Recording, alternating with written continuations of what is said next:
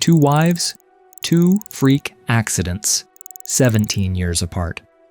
The first one was crushed beneath a car while changing a tire on a remote Colorado road.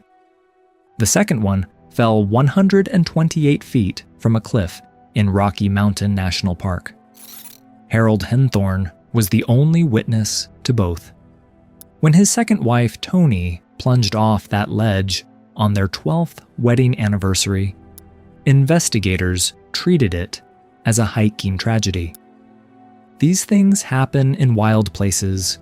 One wrong step, one moment of inattention, and a life ends. Then someone thought to look into Harold's past, and they discovered that his first wife, Sandra, had also passed under circumstances Harold called a terrible accident. Same man.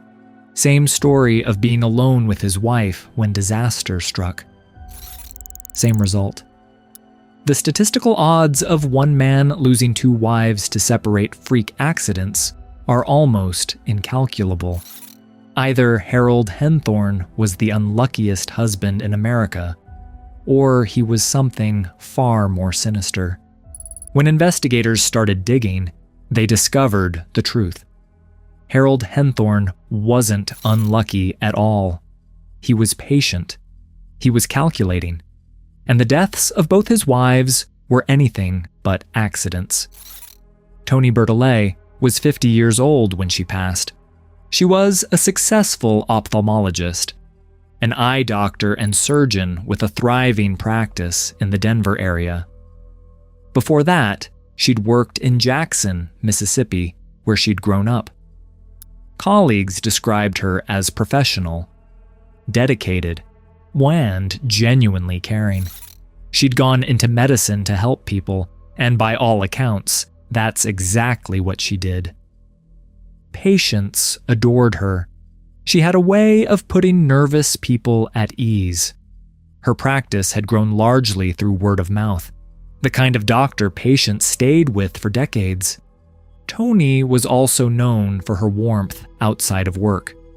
Her family described her as someone who made others feel valued. She remembered birthdays. She checked in on people.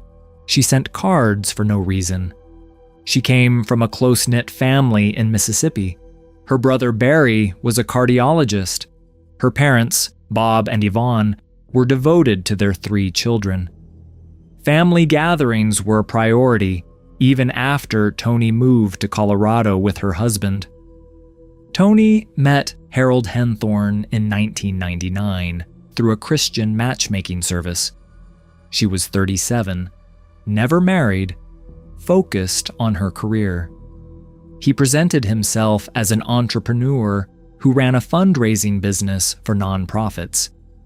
He seemed successful, though he was vague about the details.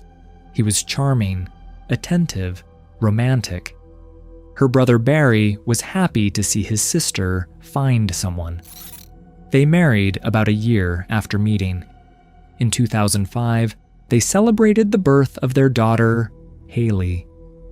By all outward appearances, they were building a good life together. But behind closed doors, things weren't as perfect as they seemed.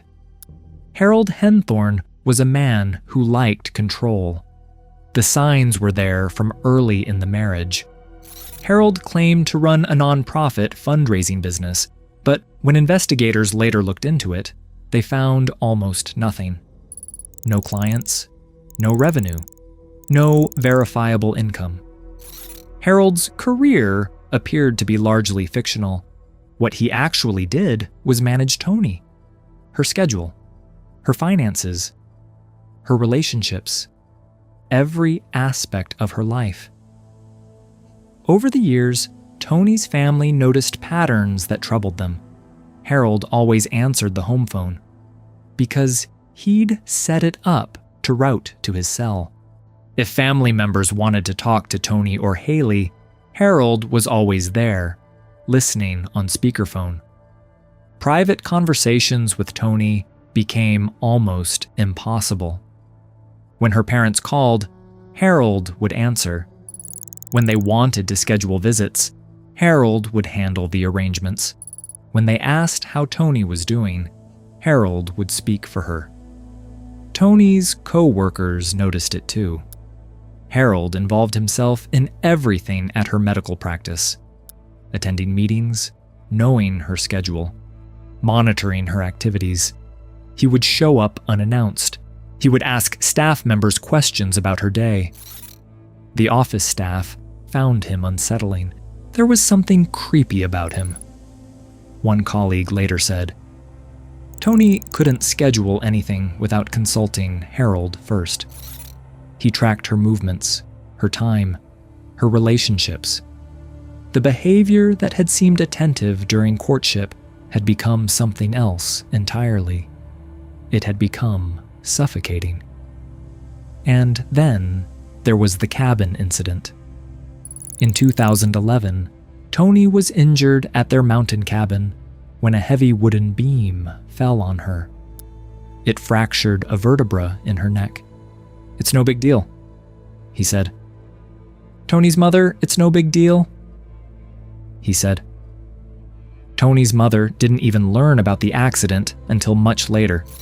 Tony herself later told her mother that if she hadn't bent down at that exact moment, the beam would have hit her head. It would have been fatal. A freak accident. That's what Harold called it. Just like everything else. The anniversary hike was supposed to be a surprise.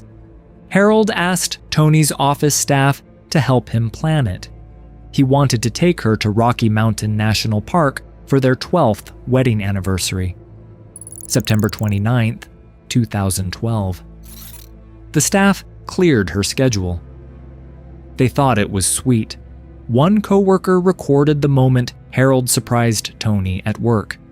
It's the last time anyone who loved her saw her alive on video. She looks happy, excited. She had no idea what was coming. About 2 miles up, they left the marked path and ventured into rougher terrain. Tony had bad knees. She'd had surgery on them. She wasn't really built for rugged hiking, but Harold led them off trail anyway.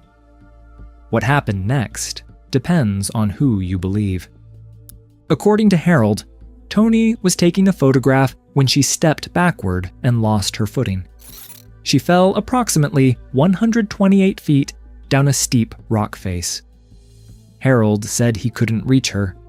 He called 911. But Harold's story changed. Multiple times. First, he told Tony's brother Barry that he'd been looking at his phone when he saw a flash. And then Tony was gone. Then the story became that she was setting up a shot of him when she fell backward. Within 48 hours, Harold had offered at least 3 different versions of events. That bothered Barry Bertolet. A lot of things bothered him. How could Harold be so composed, so organized, planning the funeral, selecting songs, within 48 hours of his wife's passing? And why was Harold so insistent on cremating Tony immediately? Her family didn't want that. They wanted to bring her body home to Mississippi. Harold overruled them. "I think he was trying to hide evidence," Tony's father later said. Investigators found something disturbing in Harold's Jeep. It was a topographic map of the park. On it, someone had drawn an X in pen. The X marked the exact location where Tony fell. A marked map. An X on the precise spot where his wife would plunge to her death. What innocent explanation could there possibly be? When Harold learned about the map, it was the first thing he mentioned to a friend after Tony's memorial service. Not grief, not memories of his wife. The map.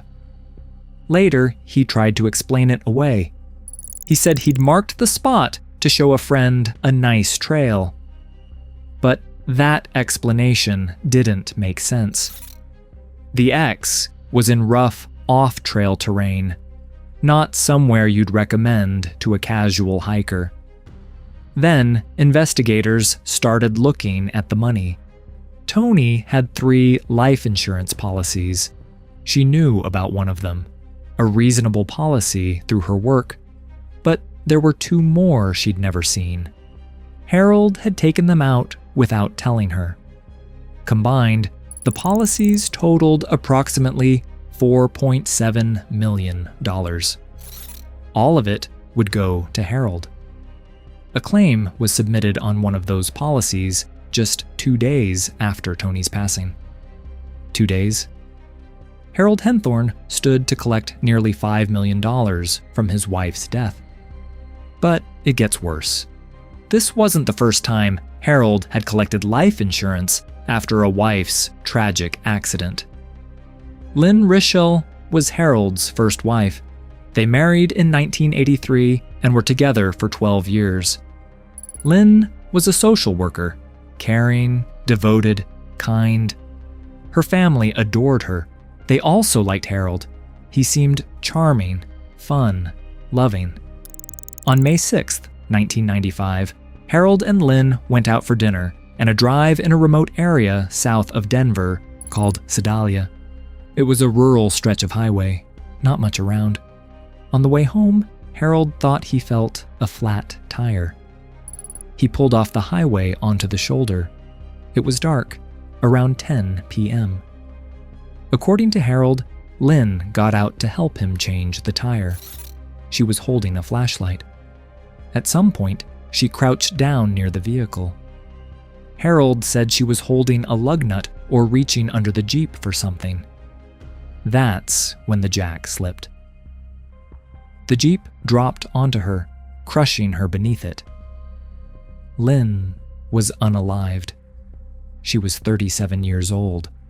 Harold collected life insurance, approximately $300,000, and moved on with his life. He showed up at Lynn's family gatherings afterward, playing the grieving widower. They felt sorry for him. He'd lost his wife in such a terrible way. Her family was devastated, but they didn't suspect foul play. It was a freak accident. Terrible luck. The kind of thing that haunts a family forever, but doesn't raise criminal suspicion. For 17 years, that's where the story ended. And then Toni fell off a cliff. After Toni's passing, tips started flooding into law enforcement. 16 separate people called or wrote letters requesting that her death be investigated further. 16 people. Co-workers. Friends. People who knew Harold. They all pointed fingers at the same man. An investigative reporter at a Denver TV station received an anonymous tip that caught his attention. Harold's first wife had also been unalived in a freak accident. The reporter started digging. What he found was striking. 2 wives, 2 unusual deaths. In both cases, Harold told multiple conflicting stories. In both cases, the wives had substantial life insurance. In both cases, Harold was the only witness. In both cases, he quickly cremated the bodies. He'd even scattered their ashes in the same spot, 17 years apart. The Douglas County Sheriff's Department reopened its investigation into Lynn Rischel's death. They couldn't prove she'd been unalived.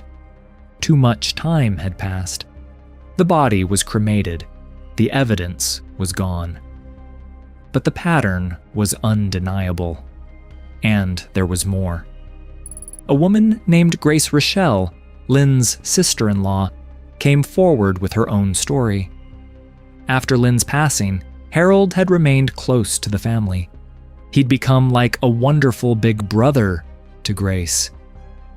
And then Grace discovered something that chilled her. Harold had taken out a life insurance policy on her, without her knowledge, without her consent. Someone had forged her signature, and Grace believes she was next on Harold's list. She believes she would have been the third wife to suffer a tragic accident if Harold hadn't met Toni first. Harold Henthorne's trial began in September 2015 in federal court. The case was federal because Tony had been unalived in a national park. Prosecutors presented a damning case: the marked map, the $4.7 million in insurance, the conflicting stories, the prior death of his first wife under similar circumstances, the cabin incident, the insurance policy on Grace Rochelle. They painted a picture of a calculating predator, a man who married successful women, isolated them, insured them heavily, and staged accidents to collect the money. The defense argued it was all circumstantial. Harold loved Tony. The fall was a tragic accident. People fall in national parks every year. Harold took the stand in his own defense. Tony was a remarkable woman, and I loved her with all my heart. He told the jury, I did not unalive Tony or anyone. Under cross-examination, prosecutors pressed him on the inconsistencies. His explanations created more questions than they resolved. The jury didn't believe him. On September 21, 2015, Harold Henthorne was convicted of first-degree murder. In December 2015, a federal judge sentenced him to life in prison without the possibility of parole. He appealed, arguing that evidence about Lynn's death shouldn't have been admitted. In 2017, a federal appeals court denied his request for a new trial. He remains incarcerated at a federal prison in Terre Haute, Indiana. He's never been charged in Lynn Richelle's death. There isn't enough evidence. The body was cremated. The investigation in 1995 was cursory. Too much time has passed. But Lynn's family knows what happened. They just can't prove it. Harold Henthorne married two women who trusted him completely. Both were successful professionals, one a social worker, one a surgeon. Both had life insurance policies that made Harold the beneficiary. Both were unalived in accidents where Harold was the only witness. Both were cremated immediately after their deaths, before their families could object. The pattern is almost too obvious. It reads like a playbook. Marry someone successful, insure their life heavily, stage an accident, collect the payout, move on. Lynn trusted him for 12 years before that Jeep fell on her in the dark. Tony trusted him for 12 years before she fell off a cliff on their anniversary. The timeline is almost identical. So is the outcome. What makes Harold Henthorne's case so disturbing isn't just what he did. It's how long he got away with it. After Lynn's passing in 1995, he lived freely for 17 more years. He remarried. He had a child. He collected insurance checks. No one suspected a thing. If Tony's family hadn't pushed. If those 16 tipsters hadn't called. And Harold Henthorne might still be free today, perhaps looking for wife number 3. Instead, he's spending the rest of his life in federal prison. His daughter Haley was 7 years old when her mother was unalived. She's been raised by Tony's family in Mississippi ever since. Harold fought for custody from prison. He lost. She's a teenager now, growing up without either parent. Her mother in the ground, her father behind bars. Tony's parents have done everything they can to give her a normal life, to shield her from the worst details of what happened. Someday, she'll understand exactly what her father did.